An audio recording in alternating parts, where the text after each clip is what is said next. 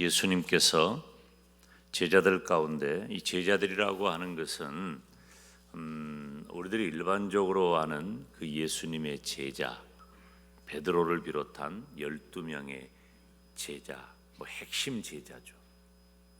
그들도 제자지만 일반적으로 예수님을 따랐던, 예수님의 말씀을 들었던 수많은 사람들을 넓은 의미에서 제자라고 말하기도 했어요. 그런데 그 중에서 70명이니까 12제자 정도는 아니지만 예수님과 굉장히 근접한 곳에서 예수님의 가르침을 따랐던 분들입니다. 그들 중에 70명에게 각 지역으로 가서 복음을 전하도록 주님께서 파송하십니다. 보내실 때, 파송하실 때 2명씩 짝을 지어 보내었고 평안의 복음을 전하게 하셨습니다. 제가 방금 말씀드린 문장이 오늘 설교의 모든 것입니다. 전도하는 이 제자들의 모습을 보면 첫째, 이 집이 평안할지어다 라고 했어요. 한번 따라서 할까요? 이 집이 평안할지어다. 우리가 예배 시작하면서 샬롬 하고 인사했죠. 오늘 본문 5절 6절 말씀을 보면 함께 읽습니다. 어느 집에 들어가든지 먼저 말하되 이 집이 평안할지어다 하라. 만일 받을 사람이 거기 있으면 너희 빈 평안이 그에게 머물 것이요 그렇지 않으면 너희에게로 돌아오리라. 아멘. 이 70명의 제자들은 예수님께서 전하신 구원의 복음을 들고 간 거예요. 즉 예수님의 이야기, 예수님에 관한 말씀을 들고 갔죠. 그런데 전도를 나가는 제자들에게 예수님께서 특별한 당부를 하십니다. 그 중에 한 가지가 평안을 빌어라. 평안을 빌어라.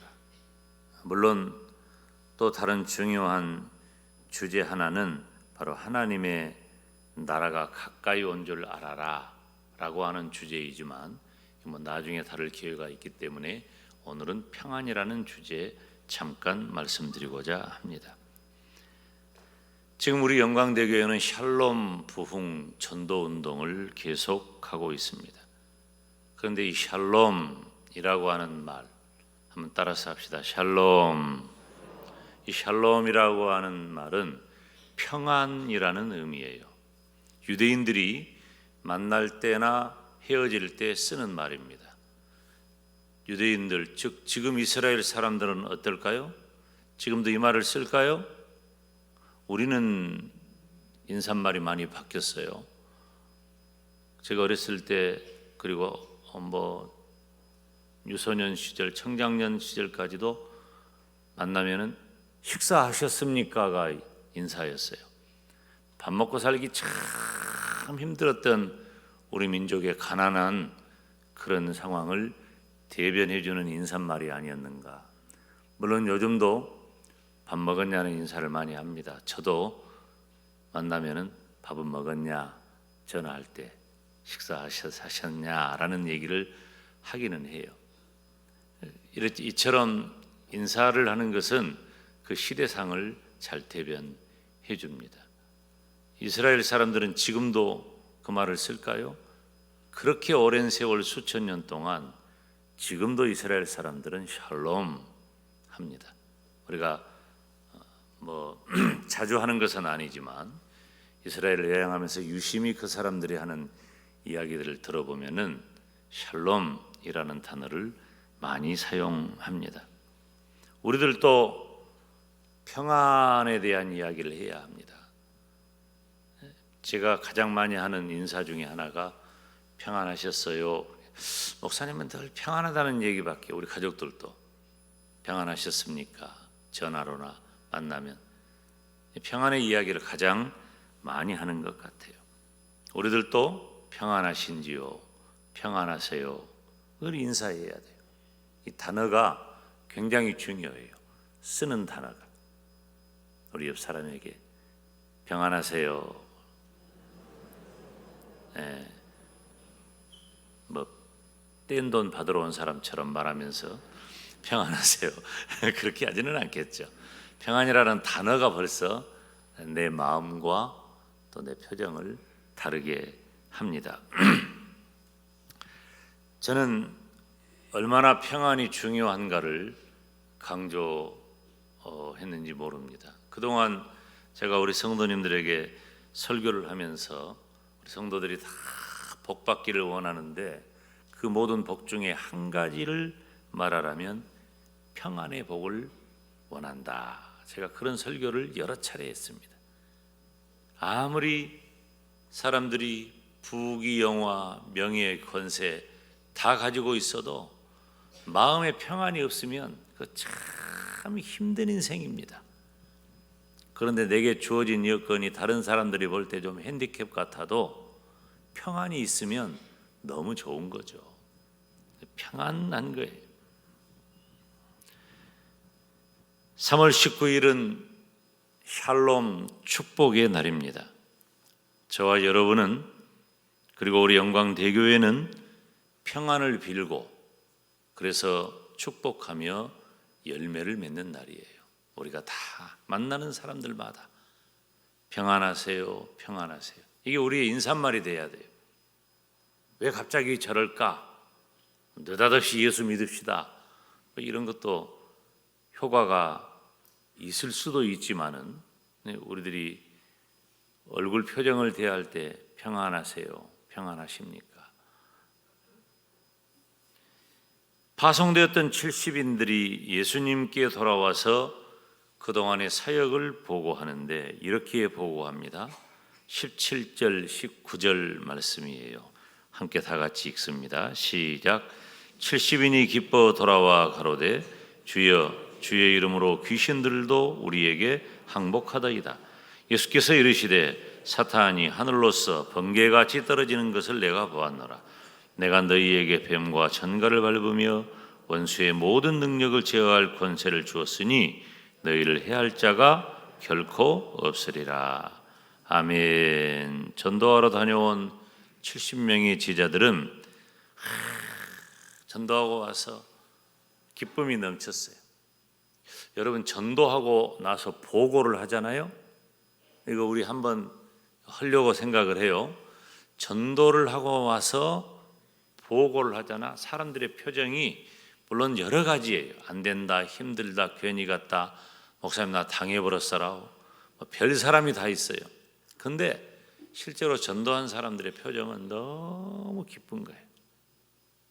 제가 청년 시절에 어린이전도협회 여름에 5일 클럽 교사 훈련을 받으면서 실제로 나가서 그런 책 가지고 전도를 할 때가 있었어요. 근데 전도를 할 때 우리 5명이 가서 훈련을 받았는데 그중에 한 사람은 가기 싫은데 억지로 가라 그래가지고 내내 불평하던 사람이 내 친구인데 내가 괜히 왔다. 그리고 자기가 할 일이 많은데 근데 전도 갔다 나와가지고 전도 다녀와가지고 간증할 사람 있으면 간증하라고 그러거든요. 보고할 사람이 있으면 다 하는 건 아니에요. 용기 있는 사람들이 하죠. 아니 그런데 그냥 맹구가 저여저여 하듯이 자기가 손을 들고 나가가지고 오기 싫다고 했던 그 사람이 그렇게 밝고 좋은 표정으로 이렇게 전도했노라고 보고하는 것을 제가 지금도 선명하게 기억합니다. 아주 기뻐했습니다. 그리고 복음의 여정을 간증한 거예요.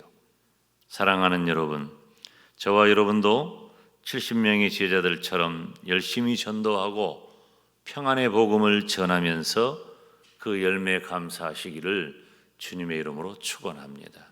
우리가 전하는 것은 다른 것 아니에요. 평안을 전하잖아요. 평안의 복음, 평안하세요. 예수님 믿으면 평안하답니다. 근데 나도 별로 평안하지 않고 그런 말 해봐야 효과가 없겠죠. 그 평안의 복음을 전하려면 하나님께서 나에게 평안을 주셔야 돼. 여러분 다 평안하시기를 주님의 이름으로 축원합니다. 예수님 믿으면 참 참 좋아요.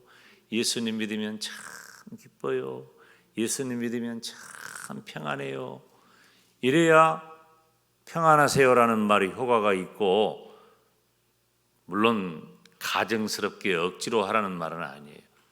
제가 진짜 원하는 것은 여러분 모두가 다 예수님 때문에 평안한 사람이 되어서, 아멘.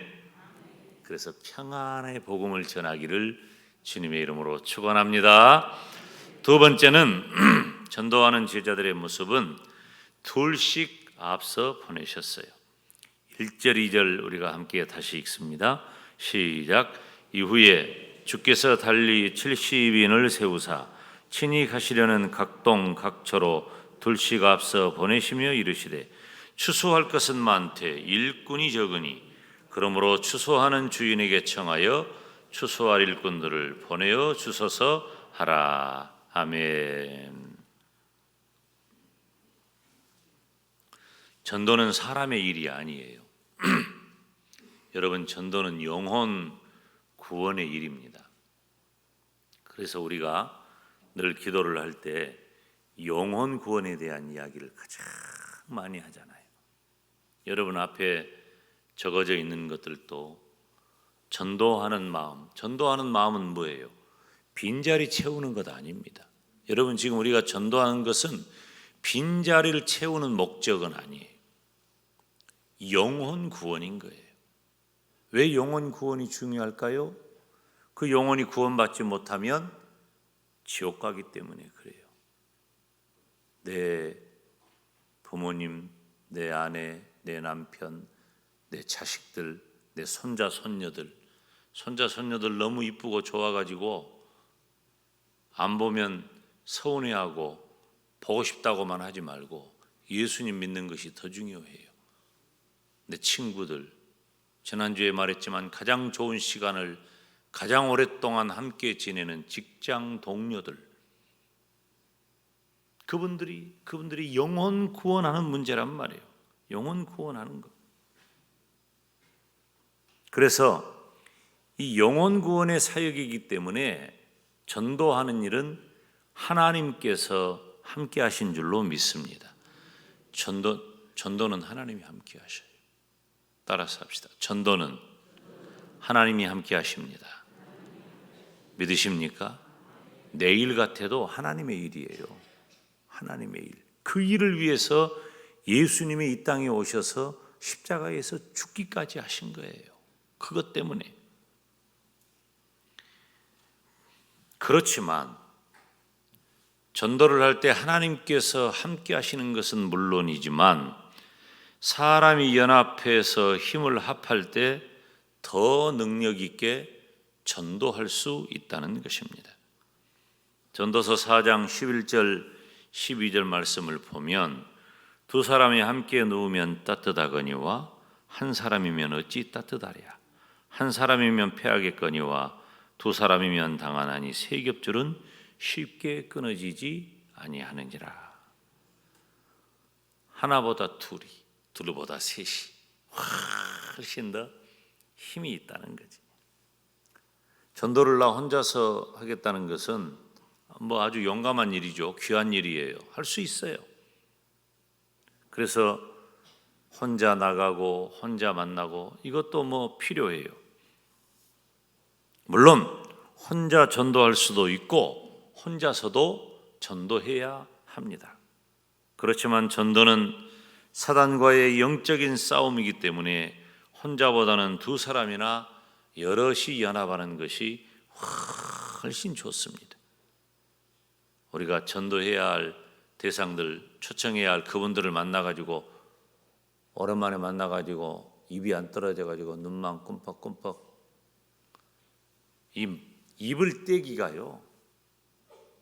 지금 여러분이 실제로 하고 계신다면 입 한번 떼기가 얼마나 어려운가를 여러분이 이미 아는 분이어야 돼요. 전혀 목사님 지금 8주째 제가 이 설교를 계속하는데 목사님 뭐 나팔이 울리고 피리를 불어도 춤을 추지 않으면 안 돼. 따라서 합시다. 피리를 불면 춤을 추자. 김 목사가 이렇게 중요한 영혼 구원의 일 전도하자고 이렇게 하면 여러분은 어차피 뭘 해야 된다? 전도해야 된단 말이에요. 전도를 해야 돼. 그런데 입을 떼기가 어렵잖아요. 그럴 때는 누가 같이 가면 좋아. 나 혼자 하는 것보다도 두세 사람이, 집사님, 권사님, 장로님, 내가 혼자 입이 안 떨어지네, 나 좀 도와주세요. 우리 협공작전을 합시다. 누가 누구하고 친하면은 그 친한 사람하고 또 함께 가는 것도 좋고, 또 영향력이 있는 분 같으면 영향이 있는 분의 도움을 받는 것도 좋아요. 여럿이 연합하는 게 좋습니다. 이번에 1289명 작정했는데 제가 지난번에도 언급했지만은 뭐 좀 중복이 됐을 수도 있어요. 우리가 다 우리들이 정상적으로 활동하는 범위 안에 있는 분들이라면 뭐 좀 중복이 될 수도 있어요. 그런 경우는 오히려 참 좋습니다. 이 사람만 말한 줄 알았더니 저 사람도 말하고, 그러니까 내가 말하러 가면 누구도 안 그래도 누가 갑자기 성가시게 하되 그분이 작정했구나 하고 둘이 또 짜면 돼요. 그 사람 그 이름이 들리면은. 기도도 마찬가지예요. 제가 결혼해가지고 몇 년 지나서 제 처모님에게 책을 한 권 선물했어요. 예전에 제가 한번 설교할 때 얘기했던 것 같은데, 그 디모데에서 나온 기도 동역자라는 책을 선물했어요. 책 제목만 보시더니 기도해 주라고 지금도 기도하셔요. 새벽마다 기도하시고, 그리고 새벽 예배 마치고 1번은 자기 교회 담임 목사야. 1번은 그러니까 미안하니까 집에 와가지고 혼자 예배를 또 드리는데, 그때는 1번이 저예요. 사위 목사예요. 1번이 예배당에 가가지고 1번은 교회 담임 목사님 기도한대요. 저는 신앙적으로 괜찮다는 생각을 해요. 서운하지는 않아요. 그렇게 어머니하고 저하고 기도 짝꿍이 돼가지고 늘 기도도 마찬가지. 사랑하는 여러분, 우리가 계속해서 전도하고 열매를 맺어가는 분들의 공통적인 특징을 보면 혼자 전도하지 않고 함께 한다는 거예요. 함께. 제가 이제 언젠가 이 전도 짝꿍 이렇게 할 계획이 있어요. 전도 짝꿍. 같이 짝꿍 지어가지고 깐부가 되어서, 요즘 깐부라고 하더라고. 저희 때는 짝꿍, 제 어렸을 때는 뻔지라 그랬는데 여기는 뭐라고 했는지 모르겠어. 아무튼 이 뻔지 깐부 맺는 거, 이 뻔지 맺는다고 그랬어. 저 어렸을 때는. 이 전도 짝꿍, 전도 깐부 이렇게 맺어가지고 함께 전도하면 훨씬 더 효과적입니다.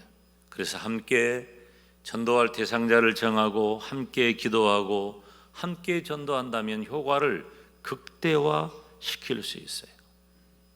사랑하는 여러분, 전도가 뭡니까? 전도는 잃어버린 영혼을 찾는 겁니다. 그래서 우리가 잃어버린 영혼을 찾아 나서는 거예요. 그런데 우리 마음대로 하는 것 같지만 전도는 하나님께서 예비해 놓으신 준비된 영혼을 찾는 거예요. 두려워할 게 없어요. 의심할 것 없어요. 복음의 접촉점이 어떤 형태로 이루어질는지 우리는 알 수가 없어요. 그래서 우리는 전하면 되는 거예요. 전하면. 전도하러 나가면 준비된 영혼이 있고 찾으면 찾아낼 수 있다는 것을 우리는 잊으면 안 돼요. 하나님이 다 준비해 놓으셨어요. 사도행전 13장 말씀을 보면 이방인들이 듣고 기뻐하여 하나님의 말씀을 찬송하며 영생을 주시기로 작정한 자는 다 믿더라 그랬어요. 작정을 누가 해요? 영생을 주시기로 작정을 누가 해요? 자기가 해요? 하나님이 하셔요. 하나님께서 작정한 영혼들은 다 믿는 거예요. 우리가 전도 현장에 나가서 찾으면 하나님께서 영생을 주시기로 작정한 사람을 찾아낼 수 있는 거예요. 우리가 잃어버린 영혼을 찾아 나서면 우리 주님께서 준비된 영혼들을 찾게 해주십니다. 추수의 때를 기다리고 있는 준비된 영혼은 많은데 나가는 사람들은 너무 적단 말이에요. 마태복음 9장 37절 37절 말씀을 보면 함께 읽습니다. 이에 제자들에게 이르시되 추수할 것은 많되 일꾼은 적으니 그러므로 추수하는 주인에게 청하여 추수할 일꾼들을 보내주소서 하라 하시니라. 아멘. 따라서 합시다. 추수할 일꾼, 추수할 일꾼. 지금도 계속 전도가 되는 것은 하나님께서 준비해 놓으신 영혼들이 있기 때문이에요. 그런데 지금 이 시대에 얼마나 많은 사람들이 이런 말을 합니까? 지금은 전도가 안 된다. 전도가 안 되는 시기다. 이건 마귀의 논리예요. 전도를 안 하는 것이지 전도가 안 되는 게 아니에요. 지금도 주님께서 예비해 놓은 영혼들이 천지 사방에서 우리를 기다리고 있습니다. 따라서 합시다. 전도하면 전도가 된다. 전도하면 전도가 된다. 우리가 찾아 나서면 주님께서는 반드시 그 예비된 영혼을 찾게 해 주십니다. 전도는 따라서 합시다. 전도하면 된다. 지금도 된다. 나도 할 수 있다. 조금 더 자신 있게 다시 전도하면 된다. 지금도 된다. 나도 할 수 있다. 할렐루야. 오랫동안 교회 나오지 못한 형제들, 그리고 사랑하는 내 가족, 친구, 직장 동료, 이웃 1189명을 작정했습니다. 초청하기로. 우리가 3월 19일은 샬롬 축복의 날이에요. 3월 19일은 오늘 전도하는 제자들의 모습을 보면서 우리 모두가 서로 힘을 모아야 합니다. 그리고 예수님을 믿고 구원받는 복음의 능력으로 우리가 초청해야 할 분들에게 평안을 전해야 합니다. 전도가 쉬운 일은 아니에요. 그렇지만 보세요. 우리가 2023년 들어서 계속해서 새 가족이 오고 계셔요. 그리고 지난 주일에 우리가 각 교구를 점검했죠. 구역마다.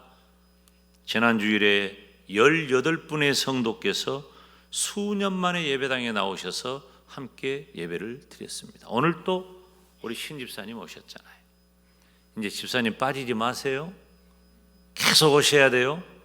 결석안에 옛날 같으면 집사님 뗐어. 근데 기회를 드린 거야. 아직도. 장로님 끝까지 책임져야 돼요. 그래요. 여러분, 이게 얼마나 중요한 일이냐면 생명을 구원하는 일이에요. 그래서 중요하다는 거예요. 얼마나 감사하고 감사한 일입니까? 영혼을 사랑하고 영혼을 구원하는 복된 일에 내 몸과 내 마음과 내 시간과 내 물질과 내 재능을 다해야 합니다. 예수님께서는 전도하기 위해 오셨고 전도하셨습니다. 그리고 전도를 명령하셨어요. 마가복음 1장에 보면 이르시되 우리가 다른 가까운 마을들로 가자. 거기서도 전도하리니 내가 이를 위하여 왔노라. 주님은 전도하기 위해 오셨어요. 사랑하는 여러분, 저와 여러분 모두가 힘을 모아 평안의 복음 전도하시기를 주님의 이름으로 축원합니다. 이제 이 시간에 우리가 조금 특별한 시간을 갖고자 합니다.